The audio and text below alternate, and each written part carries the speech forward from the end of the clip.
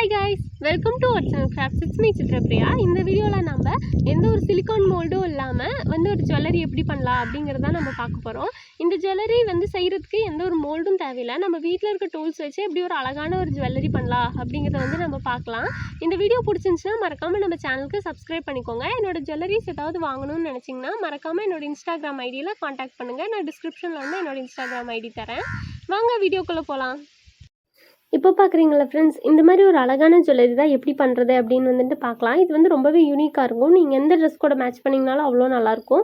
இதை செய்கிறது ரொம்பவே ஈஸி. வாங்க அதை எப்படி பண்ணுறது அப்படின்னு சொல்லி காட்டுறேன்.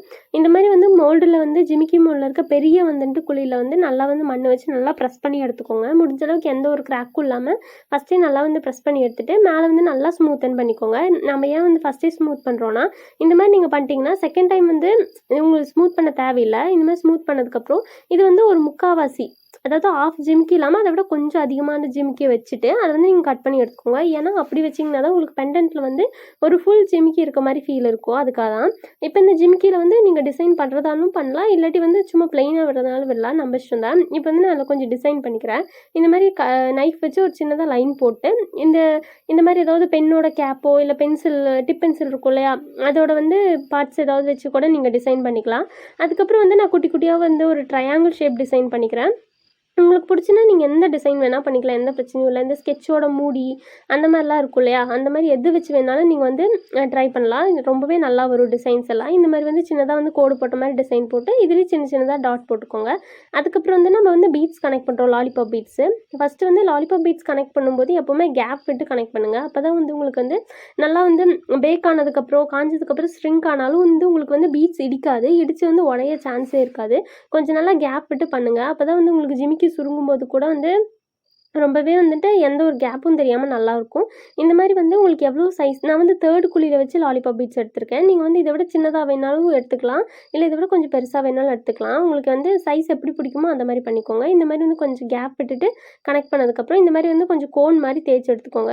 உங்களுக்கு எந்த ஹைட்டில் வேணுமோ அந்த ஹைட்டில் எடுத்துக்கோங்க. நான் ஒரு சின்ன ஒரு ஆவரேஜ் ஹைட் இருந்தால் போதும் அப்படின்னு சொல்லிட்டு கொஞ்சம் சின்னதாகவே தான் எடுத்திருக்கேன். உங்களுக்கு வேணால் இன்னும் கொஞ்சம் பெருசாக கூட எடுத்துக்கலாம். இந்த மாதிரி நைஃப்பில் லைட்டாக ஆயில் அப்ளை பண்ணிட்டு கட் பண்ணி எடுத்திங்கன்னா உங்களுக்கு ஈவனாக வரும். அப்படி கட் பண்ணி எடுத்துகிட்டு ஸ்மூத் பண்ணதுக்கப்புறமா நம்ம இந்த மாதிரி குட்டி குட்டி டிசைன்ஸ் போட்டுக்கலாம். இது ரீஃபில் பென் இருக்கும் இல்லையா, ரீஃபில் பெனில் அந்த பேக் சைடில் லைட்டாக ப்ரெஸ் பண்ணோன்னா எனக்கு இந்த மாதிரி ஒரு இலை ஷேப் டிசைன் கிடச்சிது. நீங்கள் வேணால் ரவுண்ட் டிசைன் கூட போடலாம், எந்த பிரச்சனையும் இல்லை, பார்க்க நல்லாயிருக்கும். இந்த மாதிரி சின்ன சின்னதாக டிசைன் பண்ணிக்கோங்க. உங்களுக்கு எந்த மாதிரி டிசைன்ஸ் பிடிக்குதோ அந்த மாதிரி நீங்கள் பண்ணிக்கலாம். இப்படி ரவுண்ட் பண்ணதுக்கப்புறமா இதுலேயும் அதே மாதிரி இந்த பெண்ணோட கேப் வச்சோ இல்லை ஏதோ ஒரு டிசைன் குட்டி ரவுண்ட் போட்டுக்கலாம். நம்ம முன்னாடி ரவுண்ட் போட்டோம் இல்லையா, அதுலேயே வச்சு சின்னதாக நான் ரவுண்ட் போட்டுக்கிறேன். உங்களுக்கு எப்படி பிடிக்குதோ நீங்கள் அப்படி போட்டுக்கலாம். இந்த மாதிரி ரெண்டு பக்கமும் ரவுண்ட் போட்டு முடிச்சதுக்கப்புறம் ஒரு லாலிபாப் பீட், நம்ம தேர்ட் குழியில் வச்ச லாலிபாப் பீடே ரெண்டு சைடும் அட்டாச் பண்ணிக்கலாம். கரெக்டாக சென்டராக பார்த்து ப்ரெஸ் பண்ணிக்கோங்க. இது எப்போவுமே கொஞ்சம் காஞ்சதுக்கப்புறம் கொஞ்சம் கேப் வரும். அப்படி கேப் வராமல் இருக்கணும்னா நீங்கள் லாலிபாப் பீட் நல்லா காஞ்சதுக்கப்புறமா பண்ணிங்கன்னா உங்களுக்கு எந்த கேப்புமே வராது. இந்த மாதிரி ரெண்டு கட்டுக்கம்பி, கொஞ்சம் பெரிய சைஸ் கட்டுக்கம்பி வச்சுட்டு நல்லா ப்ரெஸ் பண்ணி கனெக்ட் பண்ணிக்கோங்க. ஏன்னா நம்ம ஜிமிக்கி வெயிட்டாக இருக்கும் இல்லையா, அதனால் பெண்டன்ட்டை கீழே விழாமல் இருக்கட்டும், ஸ்ட்ராங்காக இருக்கணும் அப்படிங்கிறதுக்காக நான் கொஞ்சம் பெரிய சைஸ் கட்டுக்கம்பி கொடுக்குறேன். நீங்கள் ரெண்டு கொடுக்கலாம், இல்லை ஒரே கம்பி வேணாலும் கொடுத்துக்கலாம், நம்ம இஷ்டம் தான். கொஞ்சம் ஸ்ட்ராங்காக இருக்கணும்னு நான் ரெண்டு கொடுத்துக்கிறேன். நான் பாருங்கள், இது வீட்டிலேயே செஞ்ச ரோலர் தான். இது எதுக்காகனா நம்ம கையில் ப்ரெஸ் பண்ணும்போது ஒரு சைடு ப்ரெஷர் ஜாஸ்தியாக போகும், இன்னொரு சைடு கம்மியாக போகும். ஆனால் இந்த மாதிரி ரோலராக இருக்கும்போது ஒரே மாதிரி ப்ரெஷர் வரும். அதுக்காக தான் நான் இந்த ரோலர் யூஸ் பண்ணுறேன். ஒன்றும் இல்லை, ஒரு பிவிசி பைப்புக்குள்ளே ஒரு சின்ன கட்டை கொடுத்துட்டு அதில் கம்பி வச்சு கனெக்ட் பண்ணியிருக்கேன், அவ்வளோதான் அந்த ரோலர். இப்போ அதில் ரோல் பண்ணிட்டு இந்த மாதிரி ஒரு ரவுண்ட் ஷேப்பில் கட்டர் எடுத்துகிட்டு அதில் சின்னதாக ரவுண்டாக கட் பண்ணி எடுத்துக்கலாம். இது எதுக்காகனா நம்மளோட ஹெட் பீஸ்க்காக. இதுலேயும் அதே மாதிரி தான் ஒரு ஃப்ளவர் மாதிரி ஒரு சின்னதாக ரவுண்டாக கொடுத்து நான் டிசைன் பண்ணிக்கிறேன். உங்களுக்கு எப்படி பிடிக்குதோ நீங்கள் அப்படி டிசைன் பண்ணிக்கலாம். இந்த மாதிரி சைடில் குட்டி குட்டியாக ரவுண்ட் போட்டு டிசைனு, இல்லை நீங்கள் ஸ்கொயராக வேணாலும் கொடுக்கலாம், ட்ரையாங்கிள் கொடுக்கலாம், நம்ம இஷ்டம் தான், என்ன வேணால் கொடுத்துக்கலாம். இதுலேயே தேர்ட் குழி எடுத்த லாலிபாப் பீட் ஒன்று அட்டாச் பண்ணிக்கிறேன். அட்டாச் பண்ணதுக்கப்புறமா இந்த மாதிரி ஒரு ஹோல் போடுங்க. அப்போ தான் உங்களுக்கு கரெக்டாக இருக்கும். ஏன்னா அப்படி ஹோல் போட்டிங்கன்னா தான் நம்மளுக்கு லாலிபாப் பீடில் டிஸ்டர்ப் பண்ணாமல் இருக்கும். அப்போ தான் உங்களுக்கு கம்பியில் கோர்க்கும்போது எந்த பிரச்சனையுமே இருக்காது. இப்போ இந்த மாதிரி ஹோல் போட்டதுக்கப்புறமா இந்த மாதிரி எல்லாம் கனெக்ட் பண்ணதுக்கப்புறம் லாஸ்ட்டாக ஒரு தடவை அந்த ஹோல் அப்படியே இருக்கா அப்படின்னு சொல்லி செக் பண்ணிக்கோங்க, மறுபடியும் கம்பி விட்டு. இது எதுக்காகனா நீங்கள் இந்த ஹோல் இல்லாமல் போயிடுச்சு அப்படின்னா உங்களுக்கு கடைசியில் பெண்டன்ட்டே வேஸ்ட் ஆயிடும். அதனால் ஒரு தடவைக்கு 2 தடவை செக் பண்ணிக்கோங்க. இப்போ இந்த மாதிரி வந்து ஏதாவது உட்டன் ஸ்கேலோ இல்லை வந்து ஏதாவது பேம்பூ ஸ்டிக்ஸ் அந்த மாதிரி ஏதாவது ஒன்று வச்சுட்டு மெஷர்மெண்ட்டுக்கு ரெண்டும் ஒரே மாதிரி இருக்கிற மாதிரி வச்சுட்டு இந்த மாதிரி வச்சு நல்லா ரோல் பண்ணி எடுத்துக்கோங்க. இது எதுக்காக சொல்கிறேன்னா, நம்ம அந்த சைடில் போடுற பீட்ஸ் எல்லாம் ஒரே சைஸாக இருக்கணும். அதுக்காக தான் நான் சொல்கிறேன். நல்லா வந்து பார்த்து ரெண்டு பக்கமும் நல்லா தேய்ச்சி எடுத்துக்கோங்க. ஒரே மாதிரி வந்து ஈவனாக இருக்கா அப்படின்னு சொல்லி பார்த்துட்டு, அந்த மாதிரி வந்து இந்த மாதிரி தான் ரவுண்ட் கட்டர் நான் வந்து ஒரு பெயிண்டோட மூடி இதாக எடுத்திருக்கேன். நீங்கள் இந்த மாதிரி வந்து அந்த டப்பாவோட மூடியில் சின்னதாக ஹோல் போட்டிங்கன்னா போதும். இந்த மாதிரி வந்து ஈஸியாக கட் பண்ணி எடுத்துக்கலாம். இந்த மாதிரி வந்து நல்லா கையில் வச்சு ப்ரெஸ் பண்ணிட்டு ட்விஸ்ட் பண்ணி எடுத்திங்கன்னா போதும். உங்களுக்கு ஸ்மூத் பண்ண வேண்டிய அவசியமே இருக்காது. ரொம்ப ஈஸியாக வரும். இது வந்து நீங்கள் வந்து அப்படியே வந்து கொஞ்சம் ஓரளவுக்கு காஞ்ச மண் மாதிரி இருந்துச்சுன்னா ஈஸியாகவே பண்ணிடலாம். ரொம்ப லூஸாக இருக்க மண்ணில் இந்த டிசைன் பண்ணாதீங்க. உங்களுக்கு கொஞ்சம் கஷ்டமாக இருக்கும். கொஞ்சம் காஞ்ச மண்ணில் பண்ணிங்கன்னா ரொம்பவே நல்லாயிருக்கும். இந்த மாதிரி வந்துட்டு இதில் வந்து சென்டரில் ஒரு ஹோல் போட்டுட்டு அப்படியே காய வச்சுருங்க. இப்போ பாருங்கள், நம்ம பெண்டன்ட்டு சைடில் போகிற டிசைன் எல்லாமே ஃபினிஷ் பண்ணிட்டோம். இதை நான் அரேஞ்ச் பண்ணி காட்டுறேன் பாருங்கள். இந்த மாதிரி தான் வரும்.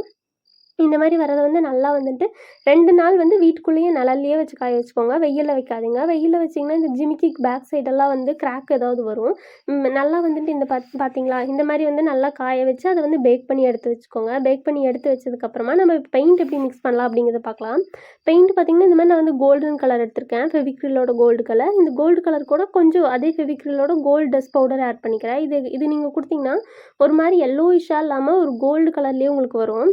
இல்லை நீங்கள் நார்மலாக ஃபெவிக்ரில் கோல்டு பெயிண்ட் மட்டும் அடிச்சிங்கன்னா ஒரு மாதிரி எல்லோ கலரில் தெரியும். இப்போ பார்க்குறீங்களே, அந்த மாதிரி வந்து ஒரு அழகான ஒரு கோல்டு கலர் வரும். இந்த கோல்டு கலரை வந்து நல்லா வந்துட்டு மேலே வந்து நல்லா பெயிண்ட் பண்ணிக்கோங்க. உங்களுக்கு வேணால் காப்பர் கோல்டு வேணும்னா கொஞ்சம் ரெட் கூட மிக்ஸ் பண்ணிக்கலாம். ஒரு மாதிரி காப்பர் கோல்டாக ரொம்ப அழகாகவே வரும். எனக்கு இந்த கோல்டே போதும் அப்படிங்கிறனால நான் இந்த கோல்டு யூஸ் பண்ணுறேன். இந்த மாதிரி ஃபஸ்ட்டு வந்து நல்லா வந்து ஃப்ரண்ட் பக்கம் ஃபுல்லாக பெயிண்ட் பண்ணி முடிச்சுட்டு, அது காஞ்சதுக்கப்புறம் பேக் சைடு அப்புறம் சைட்லலாம் வந்துட்டு பெயிண்ட் பண்ணிக்கலாம். எப்போவுமே இந்த மாதிரி பெயிண்ட் பண்ணும்போது ஒன்று நல்லா ஞாபகம் வச்சுக்கோங்க. பெயிண்ட் ப்ரஷ் வந்து க்ளீனாக இருக்கா அப்படின்னு சொல்லி செக் பண்ணிக்கோங்க. பெயிண்ட் ப்ரஷ்ஷில் ஆல்ரெடி போன தடவை அடித்த பெயிண்ட் எல்லாம் ஏதாவது மிச்சம் இருந்துச்சுன்னா, அது ஏதாவது கட்டி கட்டியாக இருந்துச்சுன்னா உங்களுக்கு என்ன ஆகும்னா, பெயிண்டிங்கில் வந்து அப்படியே வந்து ஒரு மாதிரி கோடு கோடாக வரும். அது வந்து நல்லாவே இருக்காது. அதனால் புது பெயிண்ட் ப்ரஷ் இருந்துச்சுன்னா ரொம்பவே பெட்டர். அப்படியே ப்ரஷ்ஷாக இருந்தாலும் எப்போவுமே வாஷ் பண்ணி வச்சுருங்க நீட்டாக நீங்கள் வாஷ் பண்ணாமல் விட்டிங்கன்னா உங்களுக்கு ஒரு மாதிரி வந்து ஒரு லைனாக தெரியும். ஏன் லாஸ்ட்டாக ஃபினிஷிங் வரலன்னா அது காரணம் அதுதான். ப்ரஷ் தான் உங்களுக்கு ரொம்பவே முக்கியம். ப்ரஷ் வந்து எப்போவுமே வந்து ரொம்ப க்ளீனாக இருக்க மாதிரியே பார்த்துக்கோங்க. அதில் வந்து எந்த ஒரு கட்டியோ அப்புறம் வந்து அது வந்து ஒட்டிக்கிறது அந்த மாதிரிலாம் எதுவுமே இருக்கக்கூடாது. புது ப்ரஷ் மாதிரி எப்போவுமே மெயின்டைன் பண்ணிங்கன்னா உங்களுக்கு வந்து பெயிண்டிங் வந்து ரொம்ப அழகாக வரும். இப்போ பாருங்கள், இந்த மாதிரி வந்து ஏதாவது கம்பியில் வந்துட்டு அப்படியே குத்திட்டு அதை வந்து ஃபுல்லாக பெயிண்ட் பண்ணி எடுத்து முடிச்சுக்கோங்க. பெயிண்ட் பண்ணி முடிச்சதுக்கப்புறமா நம்ம இப்போ கனெக்ட் பண்ணுறது எப்படி அப்படிங்கிறத பார்க்கலாம். இந்த மாதிரி வந்து பெண்டன்ட் ஃபுல்லாக பெயிண்ட் பண்ணிட்டா இல்லை சின்ன சின்னதாக ப்ளூ டாட்ஸ் மட்டும்தான் வச்சுருக்கேன். உங்களுக்கு பிடிச்சிருந்தா நீங்கள் ப்ளூ டாட் வைக்கலாம், இல்லாட்டி அப்படியே கூட விட்டுடலாம். இந்த மாதிரி வந்து கீர் ஒயர் எடுத்துகிட்டு கீர் ஒயரில் வந்து கரெக்டாக சென்டராக பார்த்து கனெக்ட் பண்ணிக்கோங்க. எவ்வளோ பெருசு வேணும் அப்படின்னு சொல்லி பார்த்துட்டு, இப்போ சைடில் வந்து அந்த ப்ளூ கலர் பீட்ஸ் வந்துட்டு ஹோல் போட்டு வச்சிருந்தோலே எல்லாம் பெயிண்ட் அடிச்சு முடிச்சு அதை வந்துட்டு அப்படியே வந்துட்டு கனெக்ட் பண்ணிக்கலாம். நீங்கள் வேணால் ப்ளூ கலருக்கு பதிலாக வேறு எந்த கலர் வேணால் கொடுக்கலாம். இதுக்கு வந்து கோல்டன் கலர் அவுட்லைனும் கொடுக்கலாம். உங்கள் இஷ்டம் தான். நீங்கள் எப்படி வேணால் இந்த ஜுவல்லரி பண்ணலாம். எனக்கு இது வந்து இந்த மாதிரி ஒரு ப்ளூ கலரில் இந்த மாதிரி கலர் இருக்கிறது எனக்கு ரொம்ப பிடிச்சிருக்கு.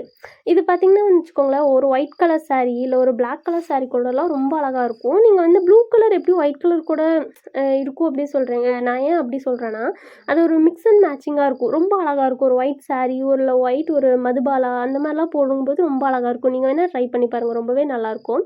இந்த மாதிரி லாஸ்ட்டில் வந்து கீர் லாக் போட்டு நல்லா டைட் பண்ணிக்கோங்க. எக்ஸஸான பீஸை வந்து கட் பண்ணி விட்டுருங்க.